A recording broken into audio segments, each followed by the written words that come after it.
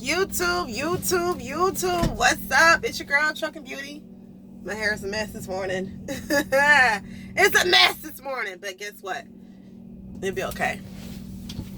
So, I got to tell you something that's kind of been like on my heart for a few weeks. My life has been really chaotic lately, just completely crazy. I'm going through a lot of changes and transitions. I'm very excited to tell y'all about it later. Not now, later. But it's been a lot. Very exciting. Lots of moving. Lots of getting things done. But a few weeks ago, I was at a customer. I delivered to Target, actually. And this particular Target, there was an issue with the load. What happened is Target don't allow you to stay on there and offload your own product. You know, I do where I go to my customers, I go in, I offload, and I break all my product down, then I get my, paper, send my bills, and I go. But Target don't allow you onto their dock. They want you to drop your trailer on their yard, and you either stay in your truck and park in certain areas, or you can go into their break room. And they take a long time because they really verify their product, so it takes a while.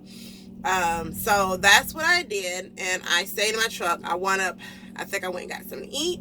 I went and got something to eat, took a shower, and I went back, and I waited until they offloaded. And so they wound up calling me like real late, because the lady told me, she said, I'm gonna tell you now, it's gonna be at least about 7 hours estimated time until your load is ready. So yeah, I would have headed to my 10-hour break, right? So I'm like, okay, that's cool. So I, went ahead, did what I had to do, whatever. And when I came back, they called me at whatever time. I don't remember. It was so late. I didn't even see the time. And so eventually I got up and I went inside. I got my bills and such. And I came back out. And that was on their night shift.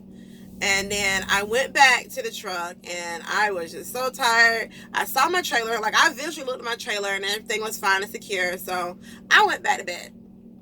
So when I get up after, my night, which is like still butt crack early in the morning, but my 10-hour my break is over and it's time for me to start rolling.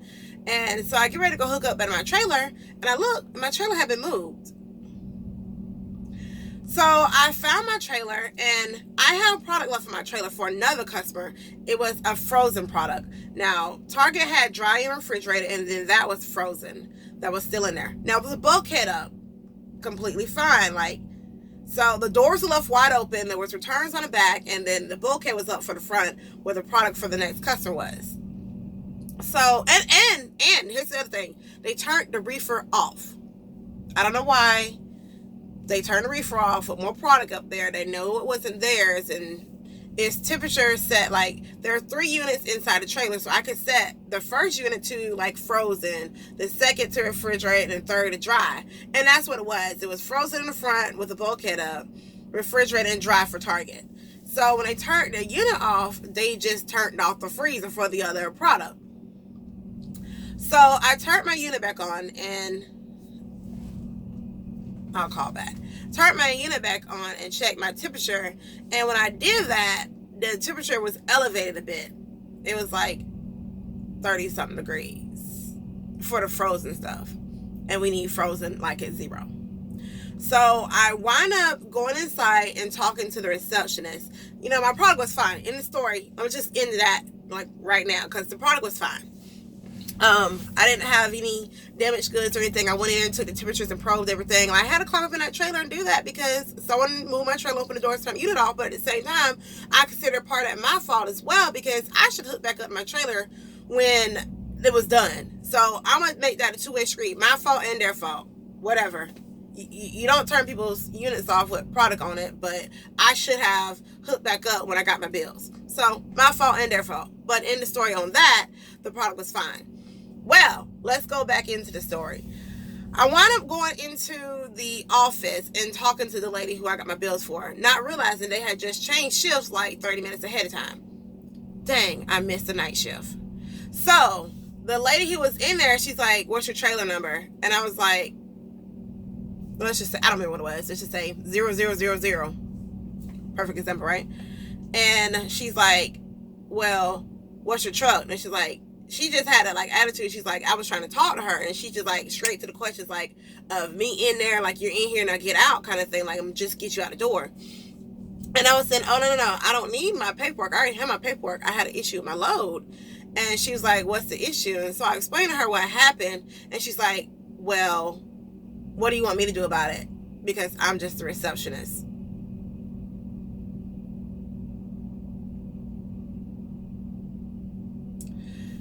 That kind of bothered me. She said that. I kept on having a conversation with her beyond that. And she did have a snobby attitude. She wound up calling the manager like I asked her to do, because, this is a situation and comes to you. You're the receptionist. So who do you call when you have a situation like this? So I did wind up having to call the manager, and I talked to the manager and everything. And it was completely fine. But when the manager got there, the receptionist did her best to hurry her out the door and tell the manager, would you like me to take her information down? Would you like me to get the fax number? Would you like me to take the phone number? Would you like me to get these load numbers? Oh, you can go ahead to your meeting. I'll do this for you. And so, okay, cool. I appreciate her helping out her manager and such. But as soon as her manager walked out the door, she proceeded to tell me, just write your company name down, just write the fax number down, and then get your bill number, your T number that you use to come in the gate, and that's it. Okay, so I give my information. Now I need yours, because when I go and report, at this time I didn't know the product was fine. At this time, I'm now like, just what the heck? Like, I'm waiting for my temperature to cool back off. And so let me get yours. Like, let me get your contact information for your company. Let me get your supervisor's name, who I just spoke with, who told me that, it's fine to do that. Oh no, man, we're not allowed to, give out information like that. With my job, I'm not a typical company driver. I am responsible for every single product on my trailer. Like, not just like, oh, make sure it gets there safely. No, I am responsible for every single product on the trailer. And at this customer, you take my trailer, you take my product from me, and it goes into your hands. So I have to trust that you're going to do it correctly. Now, your product is fine. Not worried about that. But the product behind it, that's not your product. I have it, this little, like, someone's got to pay for this if it's damaged, and it's going to be $1,000. It's not me. It's not you. It's the customer. It's the company. Long story short, the lady said, again, well, what you want me to do about it? I'm just a receptionist. I had an issue with that again. So the point I want to make behind all that in that situation is, no matter what your job is, no matter what it is that you're doing, do it the best of your ability. If you're just the receptionist, if you're just the janitor, if you're just the truck driver, be the darn best receptionist, the best janitor, and the best truck driver you can possibly be. No matter what it is you're doing. If you're just a school teacher, be the best school teacher. Be your own teacher of the year. Be your own teacher of the lifetime. Like, you never know who you're coming in contact with, who you can touch, by just being the best version of you that you can be. So, it's not rocket science. Just be the best you can be, and watch. You'll feel better about yourself. You'll have more care and more desire to do the things that you want to do, because you're the best version of you that you could possibly be. All right? That's it. That's all I wanted to say today. Yeah, I love y'all. Keep your heads up. Be strong. Be safe out there on these streets. Holla.